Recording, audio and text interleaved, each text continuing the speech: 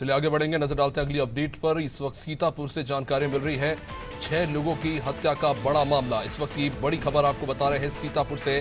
35 घंटे बाद भी पुलिस अभी तक इस मामले में कोई भी सफलता हासिल नहीं कर पाई है। सीतापुर में 6 लोगों का मर्डर हुआ है और अभी तक 35 घंटे बीत चुके हैं और पुलिस के हाथ बिल्कुल खाली है। आरोपी कौन है इस मामले में अभी तक पुलिस के हाथ कोई भी सुराग नहीं लग पाया है। पोस्टमार्टम रिपोर्ट में खुलासा हुआ है कि परिवार के 6 लोगों की हत्या की गई है। इस खुलासे के बाद से सनसनी फैली हुई है और अब पुलिस की जो थ्योरी है उसी पर सवाल उठने लगे हैं। 6 लोगों की हत्या के इस मामले में परिवार के 6 लोगों की मौत के बाद अब इसमें एक नया ट्विस्ट आया है हत्या का, लेकिन अभी तक पुलिस को इस मामले में कोई सफलता हाथ नहीं लगी।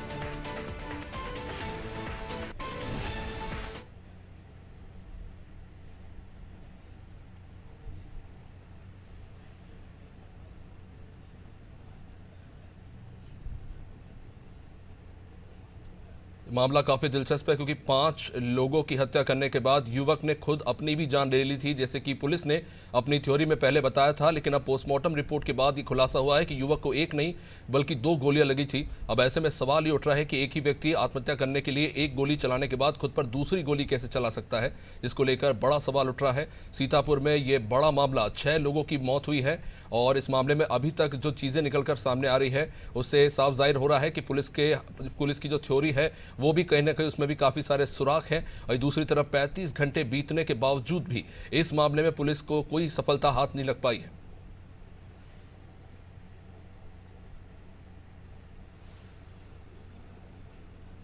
बड़ा मामला सीतापुर का। आसपास के इलाके में सनसनी फैली हुई। इस घटना के बाद एक ही घर के अंदर 6 लाशें पाई जाती हैं। एक ही परिवार के 6 लोग मारे जाते हैं।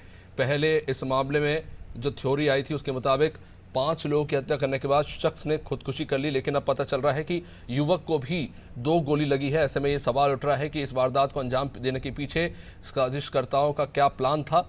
और अभी तक पुलिस को इस मामले में कोई सुराग हाथ नहीं लगा है कि आखिर आरोपी कौन है और कौन इस पूरी वारदात को अंजाम करने के पीछे शामिल हो सकते हैं। 35 घंटे बीतने के बावजूद भी इस मामले में अभी तक कोई बड़ी सफलता पुलिस के हाथ नहीं लगी है।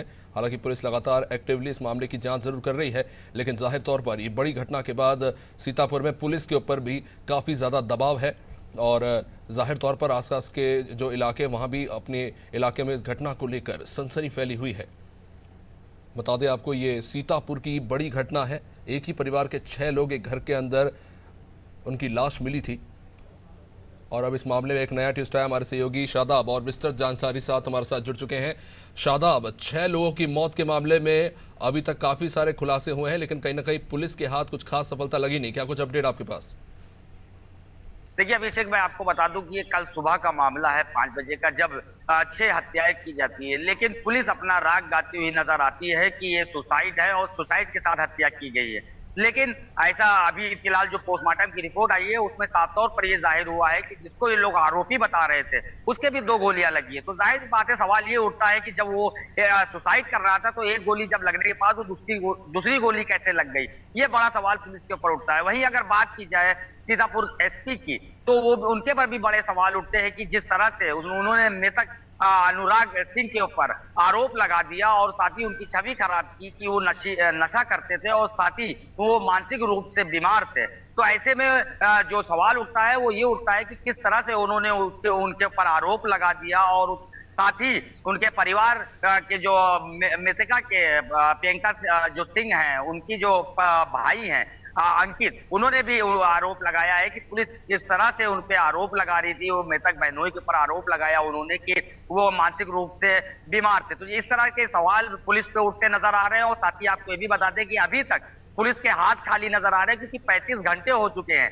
और पुलिस अभी तक कोई नतीजे पर नहीं पहुंची है। जबकि अगर एसएचओ की बात करें, रामपुर के जो एसएचओ हैं, उनकी अगर बात करें तो उन्होंने तो अभी तक पोस्टमार्टम रिपोर्ट ही नहीं पढ़ी है। जब उनसे जानकारी ली गई तो उनका साफ तौर पर यही कहना था कि अभी तक हम तो ये रिपोर्ट नहीं पढ़ी है, लेकिन ये उसमें बताया उन्होंने कि उसमें चोटें आई हैं, जिनका मृतक है उनके चोटें आई हैं, लेकिन उन्होंने पूरी तरह से रिपोर्ट नहीं पढ़ी। जबकि 2 से 3-4 घंटे हो चुके हैं पोस्टमार्टम रिपोर्ट आए हुए, लेकिन इंस्पेक्टर को इतना भी फुर्सत नहीं मिली कि वो रिपोर्ट पढ़ सकते और साथ ही वो लोगों को या पुलिस मीडिया को बता सकते। जिस तरह से उन्होंने कल मीडिया को बताया था कि मानसिक रूप से वो बीमार था और नशेड़ी था, इस तरह के उन्होंने जवाब दिया था मीडिया को, लेकिन आज जब पोस्टमार्टम रिपोर्ट आती है तो वो मीडिया को गुमराह करते हैं और मीडिया को सच्चाई नहीं बताते कि पोस्टमार्टम रिपोर्ट में क्या निकलकर सामने आया है और जो मृतक था अनुराग, उसको कितनी गोलियां लगी है। यहाँ तक अभी तक उनको ये नहीं मालूम हुआ है कि मृतक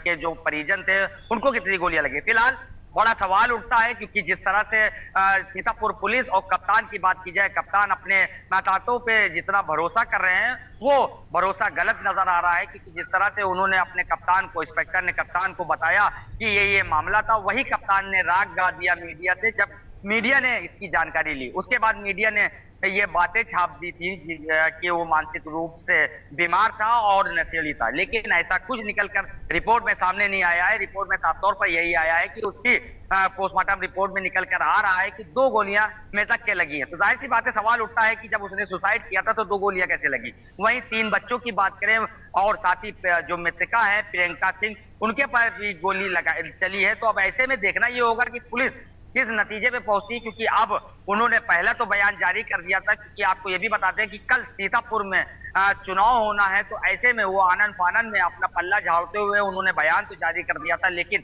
अब जो पोस्टमार्टम रिपोर्ट आई है तो उसमें क्या निकलकर सामने आया है, तो अब एसपी इस पे बयान देने से, बात करने से कतरा रहे हैं। अब उनको अगर फोन भी किया जाता है तो वो फोन उठाने की नौबत उनके पर नहीं आ रही है कि वो फोन उठा ले। तो फिलहाल अब देखना होगा कि पुलिस क्या करती है इसमें कब तक गिरफ्तारी करती है और कौन कौन इसमें शामिल है, ये देखने वाली बात होगी। जी शादाब, एक सवाल ये है कि जाहिर तौर पर ये घटना हुई कैसे, इस पर तो सवाल है ही, लेकिन ये हुई क्यों?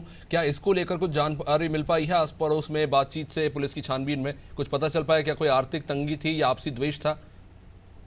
देखिए अभिषेक, अगर बात की जाए किस वजह से ये किया गया है, तो अभी जो मृतका के प्रियंका सिंह के जो भाई हैं अंकित सिंह, उनसे जब बात की गई, अनादि टीवी ने जब बात की थी, तो उन्होंने साफ तौर पर कहा था कि जो इनका मृतक बहनोई था, उसके भाई से जमीनी विवाद को लेकर बवाल चल रहा था। उसी को लेकर उन्होंने आरोप लगाया है। साफ तौर पर उन्होंने तहरीर भी दी है, अधिकारियों से जो मिले हैं उन्होंने तहरीर दी है और उन पे आरोप लगाया है कि उनके सहयोगियों के साथ इन्होंने हत्या की है, लेकिन अभी आधिकारिक तौर पर कोई भी ऐसी बात सामने नहीं आई है। लेकिन उनका आरोप यही है कि उनके भाई और उनके जो सहयोगी हैं, कई ऐसे जानने वाले हैं, उनके थ्रू ये हत्याएं की गई है। लेकिन अभी पुलिस इस पर कुछ बोलने से मना कर रही है, लेकिन सवालिया निशान पुलिस पे खड़ा होता है कि जिस तरह से उन्होंने कल बयान दिया था वो गलत तरीका था। पहले उनको जानकारी कर लेनी थी और पूरी तरह से सफाई हो जाते तब वो जानकारी देते, लेकिन उन्होंने जानकारी नहीं की और साफ आनन फानन में उन्होंने जिस तरह से बयान जारी किया, तो उनकी छवि, जो मृतक परिवार है, उनकी छवि पर धूमिल करने की बात सामने आ रही है।